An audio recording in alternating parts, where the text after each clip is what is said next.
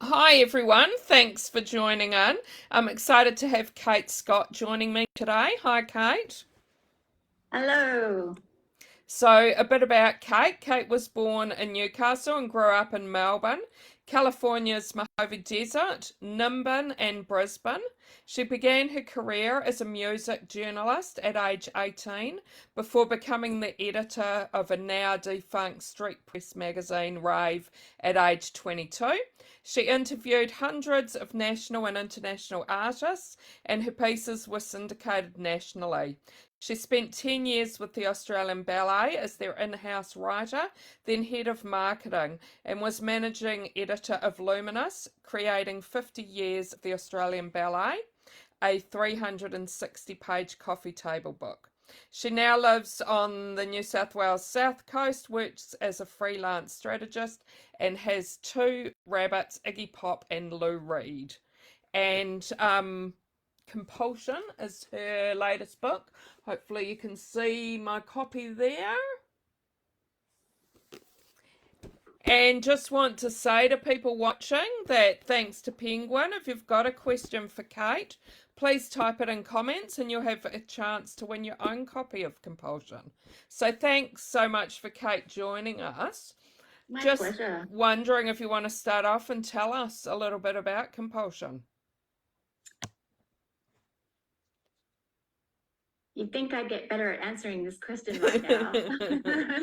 I mean, I think ostensibly it's a book about obsession, um, and watching obsessives kind of go through that circuitous lifelong process of both trying to kind of tame and live with their obsessions, and also the kind of recognition that while taken to their extremes, they can sometimes be destructive, but they're also a really propulsive life force. Open you up to the world and kind of connect you with people who are similarly kind of single-minded in pursuit of the things that really animate their lives. Mm, mm. And it's quite a different sort of book, I would say. Um, could you sort of explain to people what sort of genre would you say it was in? Look, it's literary fiction. It probably Mm. fits into a larger genre, which is one of my favorites, a kind of unofficial genre, which is like strange, spiky books where women go to a remote place and kind of do whatever they want, and Mm. and it goes on from there. Yeah, what a great description. Do you want to tell us a little bit about what drew you to writing this? When I was working in music press, I started I read a lot of choose your own adventure books when I was a kid. I don't know if any other people here have, Yeah, I 80s. love Choose Your Own Yeah, Adventure. I Yep. love them. I would kind of burn Mm. through them. Yep. And, it was at a point in my life where I was going out every night, you know, all kinds of wild and wonderful and not so wonderful things would happen. And I kind of envisaged a book and it was almost like a choose your own adventure and one cataclysmic night and all the possible conclusions and kind of diversions it could take. Mm. And so, that was something I kind of tinkered around in on a while, for quite a while. But I'd been kind of carrying probably some more, and that's my email alerting me that this is happening. I'm just going to turn that off.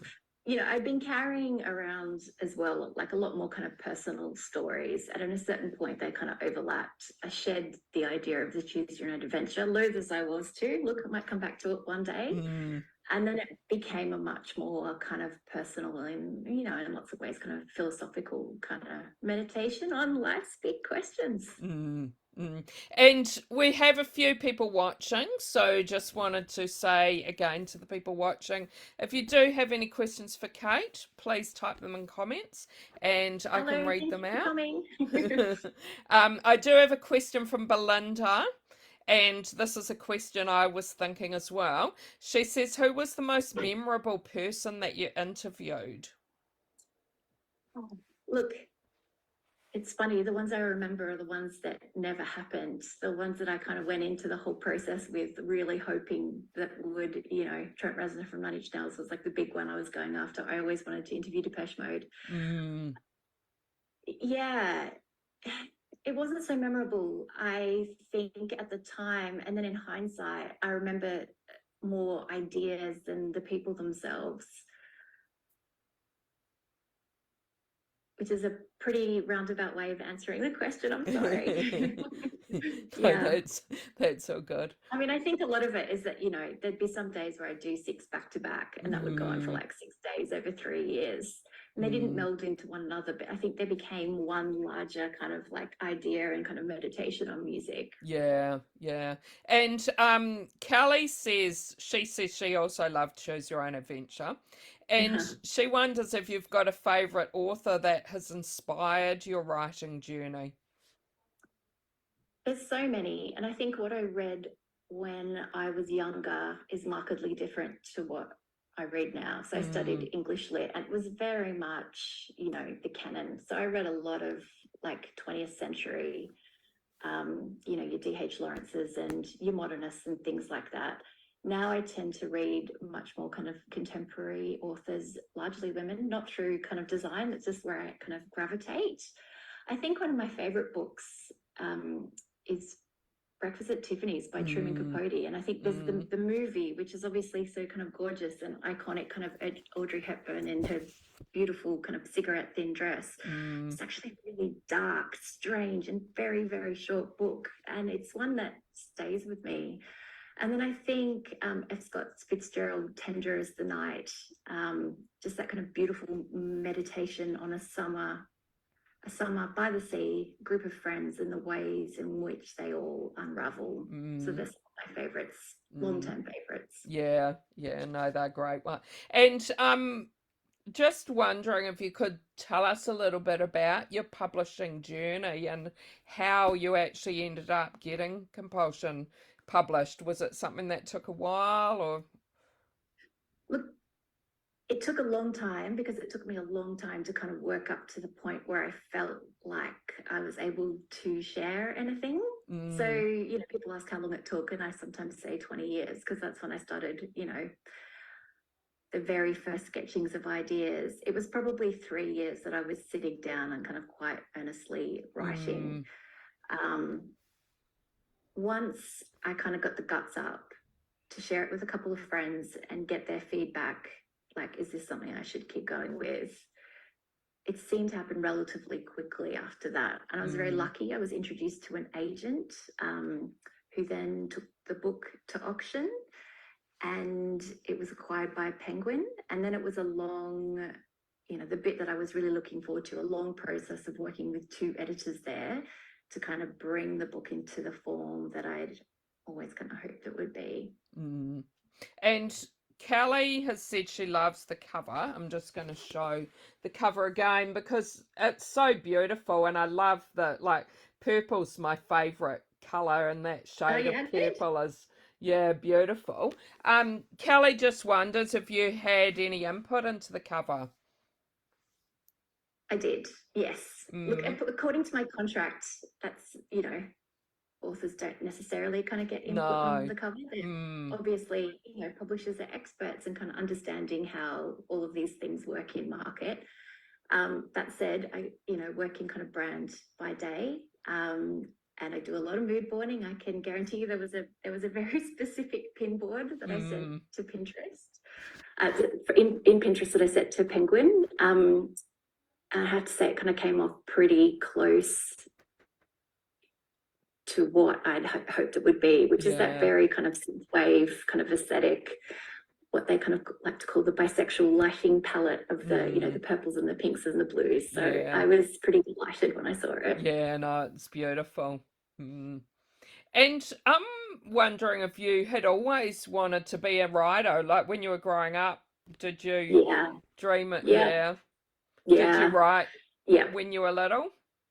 Like, I don't know, like 8 or 9 years old, I guess.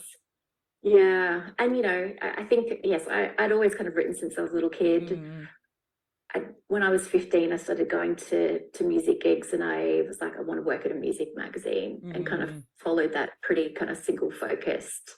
And there's times where, I haven't necessarily written, for myself, or written fiction, or written anything creative, but it's always part of what I do every mm, day. Um, and it never kind of leaves you that want. Yeah, Mm, yeah. mm. Start to itch after a while if you don't do it. Yeah. And is there someone like who really encouraged you with your writing? A lot of great primary school teachers, and I've Yeah. got a kid in primary school. I'm like, bless them, like they really do kind of like forge your character so much. Mm, A lot of, yeah, like a specific kind of high school English teacher, which I've heard is a recurring theme, that someone has somebody who kind of encourages them and gives mm. them books. And my grandfather is a huge reader, and wrote great, you know, tranches of the text there. He always had books, library books and old books lying around, and we would talk about books over dinner, and he would kind of give me things to read. So they were the big ones. Mm, Yeah. mm. Oh, it sounds like you had a lot of input into your writing. Yeah. Mm, And, I think that's whenever, I've started talking to, particularly not exclusively, but kind of like, young women on Instagram who are like, I want to write. mm. And I think sometimes even now still, like I spoke with somebody last week trying to kind of get up the momentum and the guts to start a second book. And sometimes you Yeah. just need somebody to kind of affirm. And so if there is somebody in your life, whether it's a kid or a friend or, whoever, and that it's really important to them, that I think, offering to read their work or just kind of Mm, encouraging them mm. is a really valuable thing to do. Yeah, yeah, totally agree. And are you working on something new at the moment? Yes, only just. So Mm, this book came out in January. And usually I kind of get quite kind of like, I don't know, there's something about summertime that kind of heightens everything. And I yeah. generally have a lot of ideas and impulses, and I didn't. And I think it's because the book had come out and I was so kind of consumed with how it was going out into the world. Mm, But so I started two other little things, two other little kind of diversionary projects. But I went swimming last weekend and I got dumped by a wave in a really kind of ferocious way, the kind where you end up with a big graze down your side and oh you're kind of no. like, Oh. sneezing salt water. And something about that experience, like, kind of slapped it back into me, I think. And so, yes, I started working on a second novel as of a few days ago. Okay. Yeah. Exciting. And are you working like in your other job full time and trying to fit in your writing around that? How do you structure Yeah, your look, day and I am not known for my good writing habits, or in fact any kind of writing habits. mm, I don't work full time at the moment. I work for myself. I freelance, so I tend to work in great bursts of, it's kind of feast or famine. I've been really lucky that it tends to be quieter over the summer months, so I've had time to work other things around it. But having taken so long to do my first book, I'm absolutely experimenting with a routine, more so going into this one, mm, and spending a lot more time kind of planning out the beats of the novel and the kind of narrative arc and what's going to happen in each chapter, instead of just writing and seeing what comes out. So we'll see how that process goes. Ask me in a yeah, year's time if it actually worked. yeah. And do you have a favorite place to write? Look, I used to have lots of favorite places. I loved writing again at my grandfather's house. I was known to sometimes hole up in hotel rooms. Now I just write wherever I can. Mm, It's kind of a necessity. I just kind of like snatch the hours when I can. yeah. So yeah, look, I do a lot of writing in bed, which is Mm, it's not probably great, but no, no, yeah. whenever, wherever. I do a lot of writing on my phone. Okay. Mm, Yeah, and I've kind of spoken about this before, but I find dialogue really hard to write when I'm sitting down. There's okay. something, yeah, I think dialogue is a really active thing. Mm, And so, I take long walks and end up kind of like tapping out dialogue on my phone yeah. and Okay. weaving it into the larger narrative afterwards. And what about when you are writing? Do you have any favorite snack or drink? Yeah, order. um, Clicks crackers, which Okay. I Yeah. kind of eat half a sleeve of clicks when Mm, I'm on deadline for something. Um, Lots of strong assembled tea. yeah. Yeah. And what do you hope readers will love about Compulsion?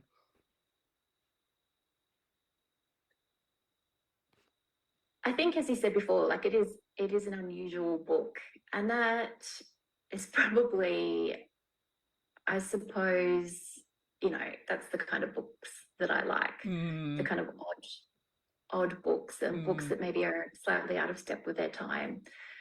But I think a lot of people have kind of recognized certain feelings that they're either, in that same really productive and kind of elemental and formative period of their early 20s where everything seems really important, because it kind of is like it is kind of setting you up for how you want to lead your life going forward. yeah.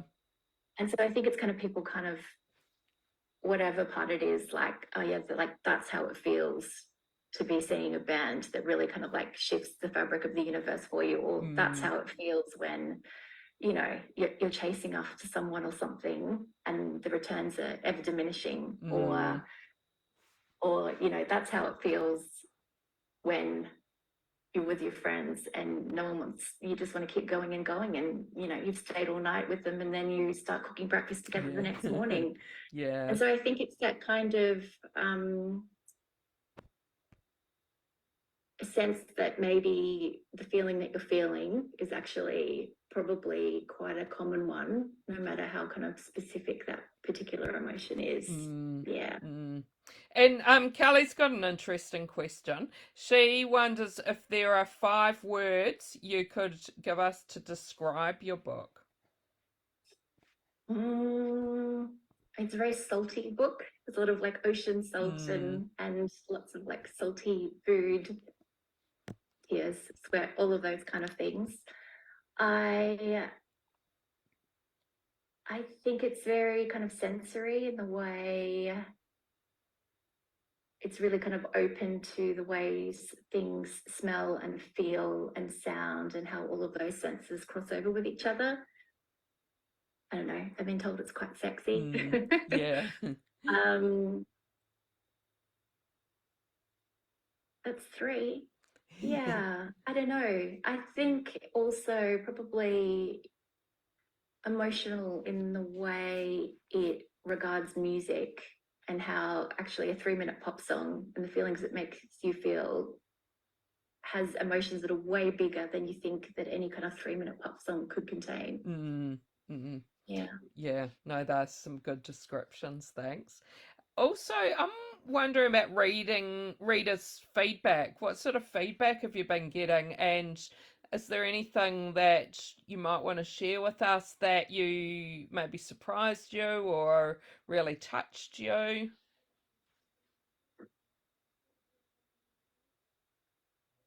I think hearing from, I've moved a lot. And so you kind of make friends, and then maybe you're still extremely fond of someone, but because of distance and all of those things, you might Mm, not have seen them for 5 or 10 years. mm, A lot of those people have kind of come out of the woodwork, or people that I was in music with when we were both kind of in that world at the same time, who've kind of come back and were like, oh yeah, like I'm really glad that you documented this, and that's really nice. I mm, think that has been the most important to me, more than anything else. And then, there's been a couple of interviewers that are quite young as well, who just read the text kind of so closely, um, and just had really kind of intelligent viewpoints that were not ones that I was necessarily kind of conscious of when yeah. I was writing. Mm, And that's really amazing when I mean, it's a real cliche, but when something does take on a life of its own, and the work is quite separate to you, that's really gratifying. mm, mm. And have you found so far with what the favourite part has been of your publishing journey? I really did love the editing process, to be honest. I think Yeah. partly is that's because I worked for many years as an editor myself, and I really kind of love the craft of editing. Mm, But I knew when I submitted the book, to potential publishers, I knew it wasn't finished. And I knew also that I couldn't go any further without working with an editor who really, I've written lots in my life. I'd never written this kind of fiction before. So I loved somebody being able to really take the bones of what you had and in a really kind of clever, insightful way, help you shape it into something that was like far greater than what you started with. Mm, mm. And what about a least favourite part? That's a difficult one. Mm. I mean, I kind of signed up for the whole journey, Mm. Look, I would have to say that the week before I had to submit the final manuscripts was pretty intense. I think I had something, it was something like 6 weeks with the final manuscript to do final work, or maybe it was 4 weeks. And there wasn't a minute really that I wasn't working, and still I felt like I ran out of time. And part of that is kind of knowing that you'll never have enough time, and that, Yeah. you do need somebody to kind of draw in a line in the sand to stop. Mm. But seeing that time kind of diminish and get closer and closer, that was that felt hairy, yeah. Yeah. Mm. Yeah. And what about events for promoting your book? Have you had any events you can tell us about, or anything Yeah. coming up? And I've done a few, and I have to say that has been part of my favorite bit, mm, because you do this thing on your own, and then when it comes out and you're still kind of doing it on your own, like you don't have a sense of kind of what it's doing in out there in the actual world.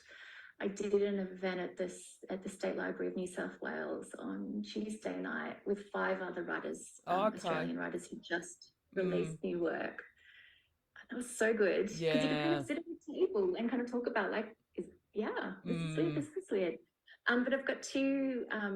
So that was, you kind of come home feeling very alive after that, because you feel mm, like you are actually part of something, big and wonderful and exciting. mm. Um, and then I've got Sydney Writers Festival coming up. I'm very lucky to be doing 2 slots at the Oh, festival. really? That's great. Yeah, that's great. Yeah, yeah. Mm, And kind of having got a little taste of what that kind of community of writers feels like. I mean, they're incredibly, hope, thoughtful people, who are often, shy, but mm, have this real, they ask questions and listen really carefully to the answers. It's a great group of people to hang out with. mm. So having kind of got a taste of that, I'm really excited to kind of delve into a big festival, with writers from all over the country and all over the Yeah. world. Yeah, no, it's great. And I know as a reader, I really love connecting with authors, and being able to connect with them in person is really great. Yeah, yeah, Mm, it is very nice. mm, It is extremely nice. And I think, I think the composition of writers' festivals has changed a lot. I think a lot more people kind of see themselves reflected in the writers who are being published and who are being presented at these festivals. Um, and, I used to kind of dread question and answer sessions with mm, authors. And now it's great. It's like you see, again, really kind of young people who want to write, who are asking really kind of direct, honest, pragmatic, thoughtful, you know, perspective shifting questions. And suddenly I'm mm, enjoying watching that process unfold in a way I never have mm. before. Yeah, yeah. Well, Mm. thanks so much for joining me. Had some great Yeah. questions from people as well. Yeah. So that was really good. And just want to say all the best for any Thank future you. things you're involved in. My And pleasure. thanks again for everyone joining. Bye. Thank you. Good night.